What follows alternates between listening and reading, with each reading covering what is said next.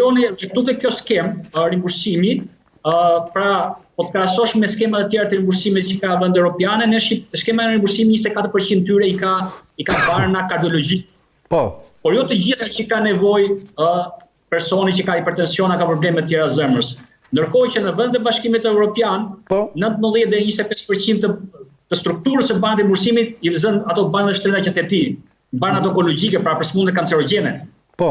Që njerëzit mos kalojnë varfëri, të kenë mundësi që t'i marrin, trajtohen, të kenë mundësi që të zgjasin jetën, përmirësojnë cilësinë e jetesës. Pra shikon çfarë disniveli, disbalanca ka midis skemës tonë të sigurimit dhe skemës sigurimit që kanë vendet e Bashkimit Evropian. Ndërkohë që kur vjen ke molekula, pra lloji të barnave që ne përdorim inovative, ne kemi domethënë 62 nga 80, janë 80 molekula të kardiologjisë, ne 62 përdorim të ne. Ndërkohë që në botë, në Evropë, përdorin edhe 75% të tyre janë molekula inovative. Pra fatkeqësisht kemi një skemë rimbursimi që nuk plotëson nevojat e qytetarëve shqiptarë apo të pacientëve për problematikat shëndetësore tyre që kanë. E qartë.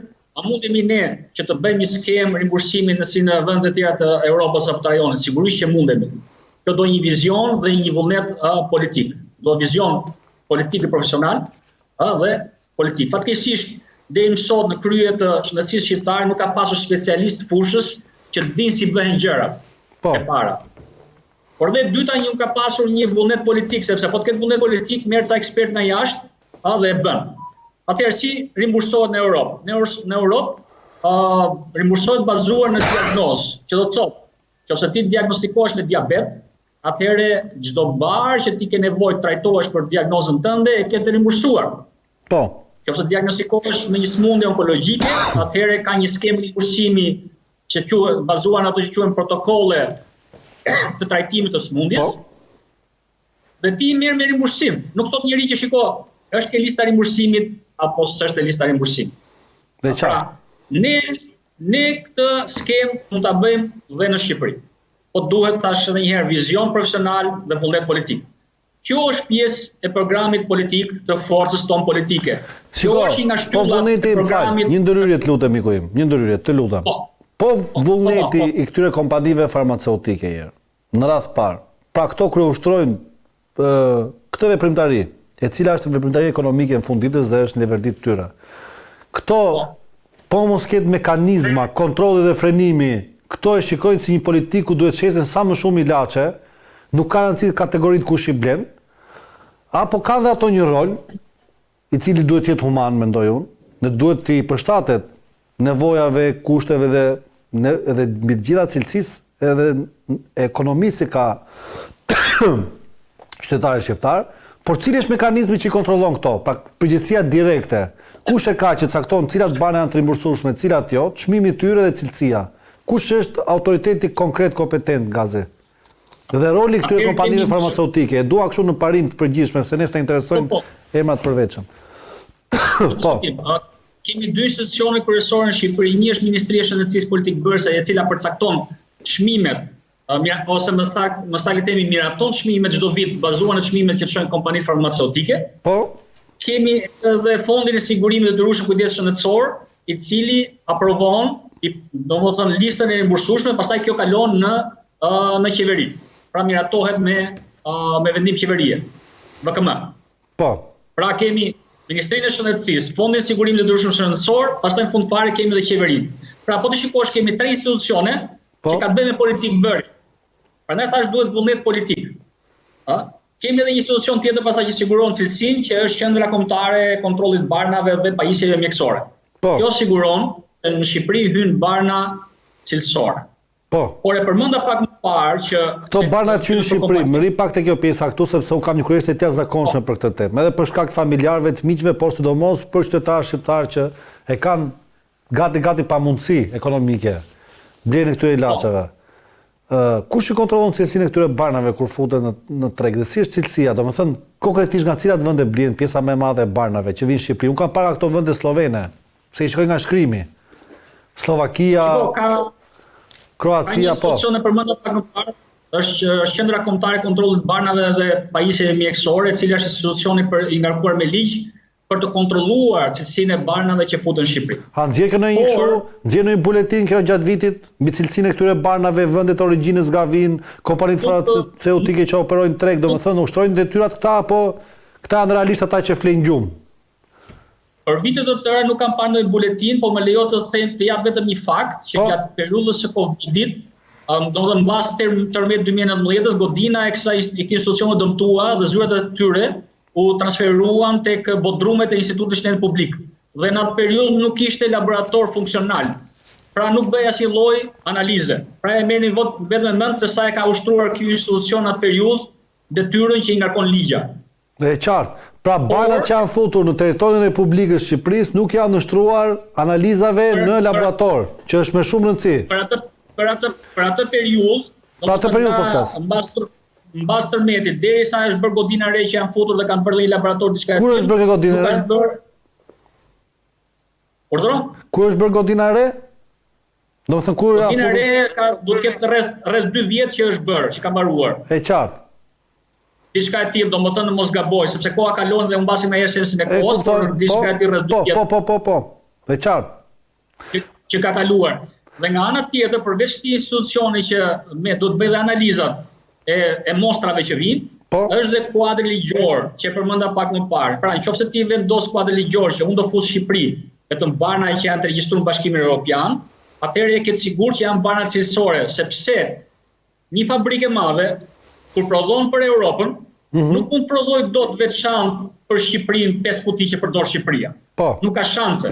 Kupton? Ato 5 kuti do merren nga ajo parti malli që prodhohet për Italinë, apo për Francë, apo gjithçka mëra. Përmendëm pak më parë Slovenia. Slovenia është një vend i Bashkimit Evropian, ka një industri farmaceutike të zhvilluar dhe shumë cilësore.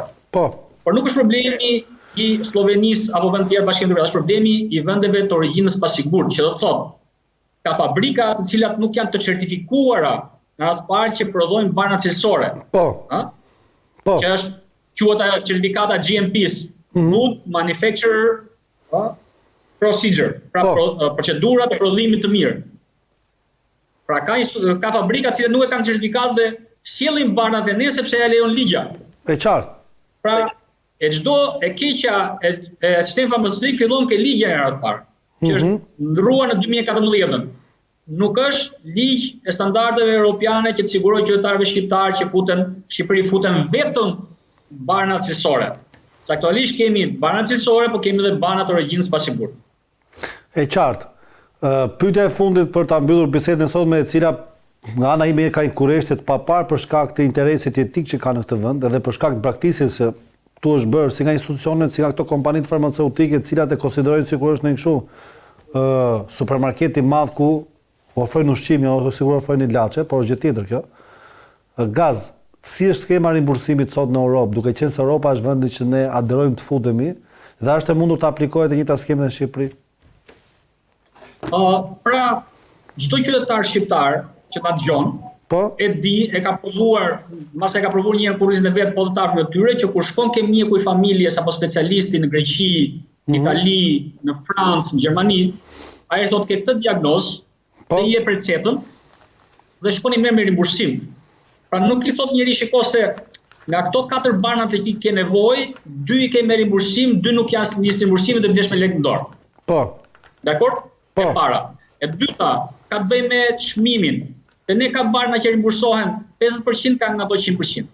Dhe këto 50% çmimin ta paguajë qytetari shqiptar. Ndërkohë që Gjermania për shembull, i cili është një vend goxha me nivel të lartë social me të ardhurat mira, kur personat që marrin barna me rimbursim e shumta mund paguajnë një 5 euro bilet apo tiket që thon Itali, si pjesë, si bashkëpjesëmarrje në rimbursimin e barnave. Shumta që mund paguajnë 5 euro. Kurse qytetar shqiptar, po të pyesësh pensionistët, mund të harxojnë edhe gjysmën e pensionet, dhe një pension tërë për të marrë barnat për mjekimin mujor. Sepse duan që barnat cilësore të marrin barnat cilësore, duke futur ato barnat e origjinës dyshim që janë shumë të lira. Skema jonë e rimbursimit është që bari më i lirë rimbursohet 100%, ndërkohë që bari tjetër, çdo bar tjetër, diferenca çmimit paguhet nga pacienti. Dhe ai bari më i lirë me bari më të mirë ka diferencë shumë të madhe çmimi. Dhe kjo detyron pensionistët apo pacientët shqiptarë që të paguajnë një faturë të majme nga xhepi i tyre. Pra me pak fjalë, kjo skemë rimbursimi nuk e luan në rolin për cilin është krijuar. Dhe roli i saj është që të mbrojë qytetarin shqiptar nga varfërimi apo harxhimi i lekëve nga xhepi vet. Qartë. Pra këtu është roli social që duhet luajë shteti dhe mbështetja që duhet t'i japë qytetarit. Është roli që kur është krijuar 1883 skema e sigurimeve shëndetësore nga Otto von Bismarck, qëllimi i saj ka qenë që të ruaj shtresën punëtore, pra shtresën e mesme dhe varfër, nga varfërimi për shkak të shpenzimeve shëndetësore. Që do të thotë kur shkosh ke mjeku për të vizituar apo kur të marrësh bara me rimbursim apo kur të bësh një operacion spital, ti mos paguash nga xhepi direkt. Po ta kesh paguar nëpërmjet skemës sigurimeve shëndetësore. Këtë lloj skeme që është krijuar në Gjermani dhe funksionon sot në Gjermani, ne ja propozojmë qytetarëve shqiptar nëpërmjet programit ton politik. Ka qenë thellësi kjo bisedë. Edhe mendoj që njerëz të cilët shqetësohen për këto probleme, e për shkak edhe të impaktit të tyre si intelektual dhe si aktivist politik, por më shumë edhe nga ana profesionit, mendoj që duhet ketë dhe gazmen kodus të tjerë në fushat e tyre dhe po të mbushet parlamenti me njerëz si ju, unë mendoj që do kemi jetë më cilësore. Të përshëndes dhe ishte kënaqësi biseda. Të falenderoj për vlerësimin, të siguroj që ka dhe shumë gazmen kodus të tjerë në shoqërinë shqiptare. Por ka dy faktorë, radhë parë partitë politike duhet t'i hapin dyrë për to, dhe dyta vetë këta persona duhet bëjnë një hap para që të kontribuojnë më shumë për shoqërinë, mos të qëndrojnë hije, do të dalin diell.